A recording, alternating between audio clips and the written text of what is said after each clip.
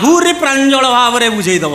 ଆମ ରାଇଜରେ ସିନା ନେତା ମାନେ ବାହା ହେଇନାହାନ୍ତି, ହେଲେ ଆମ ଦେଶରେ ଏବେ ବି ହେବି ହେବି ନେତ୍ରୀ ମାନେ ବାହା ହେଇନାହାନ୍ତି। ତାର ଠିକଣାଟା କେମିତି ଦଉଛି ଶୁଣ। କୋଉ ନେତ୍ରୀ ମାନେ ବାହା ହେଇନାହାନ୍ତି? କିଛି ଜାଣିନ, ସବୁବେଳେ ତ ପଶିକି ରହିଲ, ଜାଣିବ କୋଉଠୁ? କହିଲା ପଶ୍ଚିମରେ ଅଛି ମମତା ଦିଦିଲୋ, ଉତ୍ତରେ ଉମା ଭାରତୀ, ଆଉ ଦକ୍ଷିଣରେ ଥିଲେ ଜୟ ଲଳିତାଲୋ, ଦକ୍ଷିଣରେ ଥିଲେ ଜୟ ଲଳିତାଲୋ।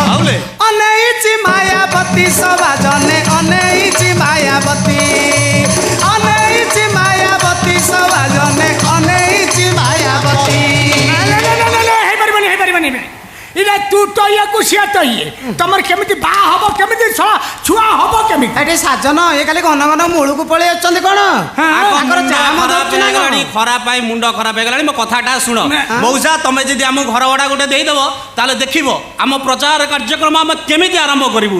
ଏଇ ଭାରତରୁ ଆରମ୍ଭ କରି Netherland, Thailand, Holland, Kaland, Poland ପର୍ଯ୍ୟନ୍ତ ମାଡ଼ିଯିବ। ପୋଲାଣ୍ଡ ପର୍ଯ୍ୟନ୍ତ ମାଡ଼ିଯିବ? ନା, ମୁଁ ହଲାଣ୍ଡ ଯାକେ ଯାଇଛି। ନାଇଁ ନାଇଁ ନାଇଁ, ମୁଁ ବ୍ୟାଚେଲର ମାନଙ୍କୁ ମେନ୍ କଥା ଘର ଭଡ଼ା ଦଉନି। ତୁମେ ଯାଅ, ସମଲିଙ୍ଗୀ ମାନଙ୍କୁ ମୁଁ ଘର ଭଡ଼ା ଦେବି ନାହିଁ। ବାପା କଣ ସମଲିଙ୍ଗୀ ଘରେ ରହିଲେ ଆମର ବଢିଆ ଫାଇଦା। ନା ତମର ଟେନସନ ରହିବ ନା ମୋର ଟେନସନ ରହିବ। ତୋର କଣ ଟେନସନ लो? ମୁଁ ସିନା ଜଗତ କଥାରେ ମୁଣ୍ଡ ପୁରେଇ ଦଉଛି ବୋଲି ମୋର ଟେନସନ ବଢି ଯାଉଛି, ତୋର ପୁଣି ଟେନସନ କଣ? ବାପା ଅନେଇଲ, ତମେ ଯେତେବେଳେ ଘରେ ନଥିଲା ବେଳେ ଯୋଉ ବୁଲା ବାତିର ଟୋକା ଦେଖି ମତେ ଆସି ଘର ଦ୍ୱାର ବୋତଲ ଭାବୁନାହାନ୍ତି, ସମଲିଙ୍ଗୀ ଘରେ ରହିଲେ ସେ ଆଉ କେବେ ବି ଆସିପାରିବେନି। ହଁ ଆସିବେ, ମାରିବି ଲଟା ଛାଡ଼ି ଚଟକରି ଏକାଥର ତ ଉତ୍ପଟାଙ୍ଗ ନୀତି ଛଡେଇଦେବି। ଭାଇ ମୁଁ ଘର ପୁରବି ନା ତୁ ଘର ପୁରବି?